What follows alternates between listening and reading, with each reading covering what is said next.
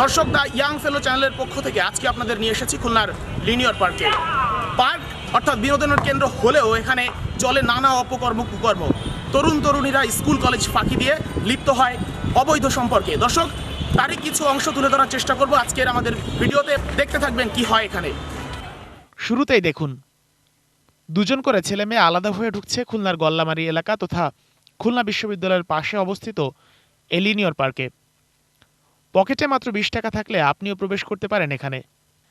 আলাদা হয়ে প্রবেশ করলেও ভেতরে ঢুকে ছেলে মেয়ে মিলে যায় জোড়ায় জোড়ায়। তাদের এমন আচরণ দেখে আমাদের মনেও প্রশ্ন জাগে, জানতে ইচ্ছে হয় তাদের উদ্দেশ্য কি। যে পার্কের কাজ পুরোপুরি এখনো শেষই হয়নি, সেখানে এত লোক আসার কারণ কি? কেনই বা শুধু যুবক যুবতীরাই আসে? বিষয়টা সন্দেহের। তাই আমরাও তাদের পেছন পেছন যেতে চাই। সঙ্গে থাকুন আপনারাও, দেখতে থাকুন কি হয়। হঠাৎই চোখ পড়ল একটি বেঞ্চে। রোদ নেই, বৃষ্টি নেই, তারপরও বেঞ্চে বসে থাকা তরুণ তরুণীরা ছাতার নিচে। তাই ইয়াং ফেলো চ্যানেলের ক্যামেরা দেখে তারা ছাতা ধরলো আরও এটে। বুঝতে বাকি থাকে না, ছাতার নিচে মেয়েটা বসে আছে আর শুয়ে থাকা ছেলেটির মাথা মেয়েটির কোলের ওপর। আর ভেতরে কি হচ্ছে তা না হয় আপনারাই বুঝে নিন। পাশেই আরও একটা ছাতা ঢাকা যুগল। আমাদের উপস্থিতিতে তারা একটু বিরক্তই হলেন। আসলে এমন মুহূর্তে বিরক্ত করা একদমই উচিত হয়নি। এখানে আর থাকা গেল না, তারা পার্ক ছাড়তে বাধ্যই হলেন। কি হিংসে হয়? পারবে কখনো ওদের মতো দোল খেতে? সত্যি করে বলুন তো, এমন রোমান্টিক মুহূর্ত ঠিক কবে দেখেছেন? মনে পড়ছে না তো? কিভাবে পড়বে মনে? আপনারা তো আর বাংলা সিনেমা দেখেন না। ওনাদের কথা পরে বলবো, শুধু মনে রাখুন এ দুজনের নাম দিলাম লাল নীল পাখি। তাদের প্রাইভেসিও নষ্ট করে দিলাম। চলুন আস্তে আস্তে ভেতরের দিকে আগাই, কি হচ্ছে দেখি।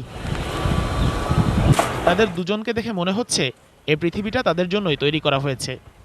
তারা বোধহয় এভাবে কাটিয়ে দিতে পারবে যুগের পর যুগ। এখানকার কর্মচারীরা দেখছেন ইমু পাখি। ইমুর খাঁচার পেছন দিকটাতে কেউ যায় না, একটু ব্যাকওয়ার্ড, আর যাওয়াটাও বেশ ঝামেলাপূর্ণ।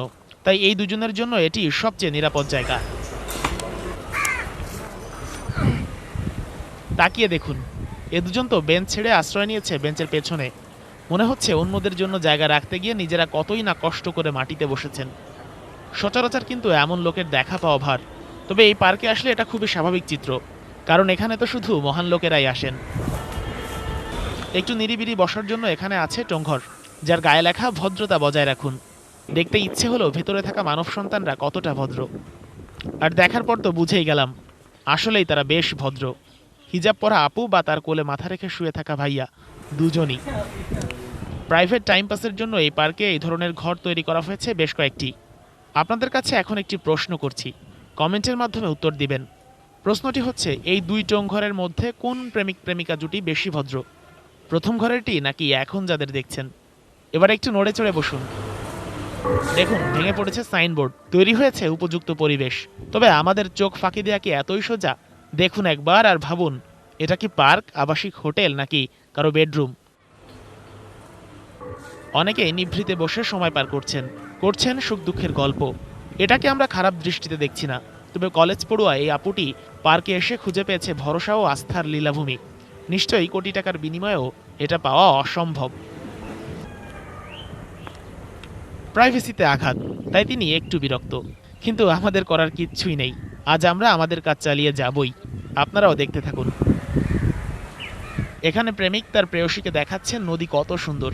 নিশ্চয়ই চণ্ডীদাস রজকিনী, লাইলি মজনু বা রোমিও জুলিয়েটের প্রেমও এত গভীর ছিল না। আর এই রোমান্টিক নদীর ওপারে চলছে গাঁজা সেবনের প্রস্তুতি।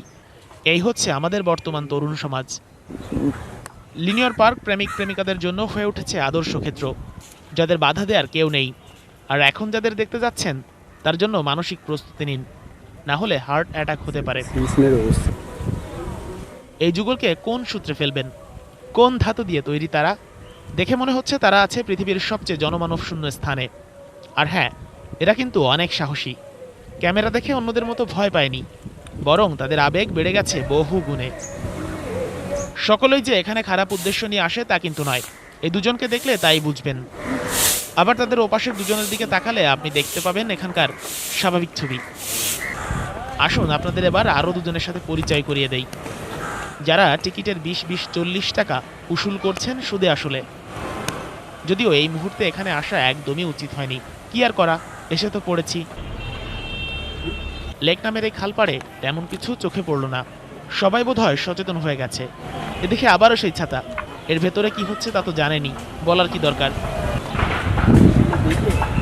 ফাঁকে একটা বিষয় জানিয়ে রাখি, এই পার্কে মানুষ প্রবেশের জন্য 20 টাকার একটি টিকিট হলেই চলে, তবে একটা ক্যামেরার জন্য লাগে 5টা টিকিট, সব মিলে 100 টাকা। এমন বেকার বসে থাকা যুগলদের দেখে ভাববেন না ঘটনা শেষ হয়ে গেছে, সামনে কিন্তু আছে আরও বড় চমক।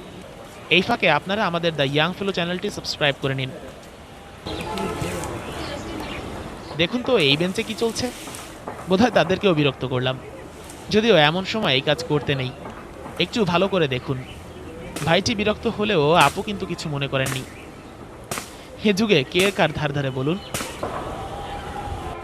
মনে আছে শুরুতে দুজনের নাম রেখেছিলাম লাল নীল পাখি, দুজন তখন গাছের দুপাশে বসা ছিল। এখন দেখুন নীল পাখির কোলে মাথা রেখে শুয়ে আছে লাল টুকটুকে গানের পাখিটি। মনে হচ্ছে সৃষ্টিকর্তা ওনাদের পৃথিবীতে পাঠিয়েছেন এজন্যই।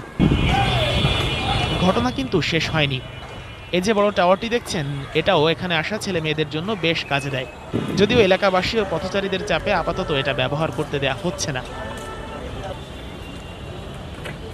পার্ক ত্যাগের পূর্বে আমাদের চোখ পড়ল দূরে আরও একবার, আপনারাও খেয়াল করে দেখুন, বেশ ভালোই বোঝা যাচ্ছে তাদের অবস্থান আর কি করছেন তারা। ভাবুন তো কোন সমাজে আছি আমরা, নাকি নিজেরাই নিজেদের মূল্যবোধকে মাটি চাপা দিয়ে দিয়েছি। আমরা কি এমন দেশ চেয়েছিলাম? ভাবতে গেলে গা ছিমছিম করে, তাই না? দর্শক, দ্য ইয়াং ফেলো চ্যানেলের পক্ষ থেকে আমরা চেষ্টা করেছি আমাদের সমাজের অপকর্মগুলো তুলে ধরতে আপনাদের সামনে।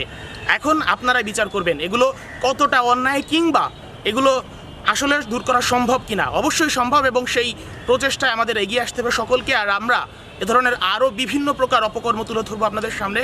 আপনারা আমাদের পাশে থাকবেন, আমাদের দ্য ইয়াং ফেলো চ্যানেলে সাবস্ক্রাইব করবেন, আমাদের ভিডিওতে লাইক দিবেন, কমেন্ট করবেন এবং শেয়ার করে সকলকে জানিয়ে দেওয়ার চেষ্টা করবেন যে আমাদের সমাজে এগুলো হচ্ছে এবং এই ধরনের অপরাধ দূর করা সকলের আমাদের নিজেদেরই দায়িত্ব।